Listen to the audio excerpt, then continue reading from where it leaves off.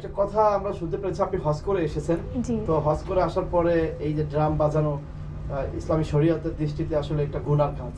তো আসলে এইটা আপনি কেন করছেন? যদি হিজাব পরে হজ করে এসে ড্রামস বাজানোটা গুনাহ হয়, আমাকে নিয়ে যারা আজে বাজে কথা বলতেছে তাহলে সেটাও তো গুনাহ। না, অনেকেই চিন্তা করছে যে আপনি হিজাব পরছেন, ইসলামিক দৃষ্টিকোণ থেকে তাদের কাছে হয়তো খারাপ লেগেছে, তো সেই কারণে হয়তো আপনাকে বলেছে। আমাদের ইসলামে আসলে যা যা করা দরকার আমি সব কিছু মেনটেন করেই আমি ড্রামস বাজাচ্ছি। মানে আপনার কাছে কি মনে হয় না যে ড্রাম বাজানো গুনাহ বা সওয়াবের কাজ এরকম কিছু মনে হয়?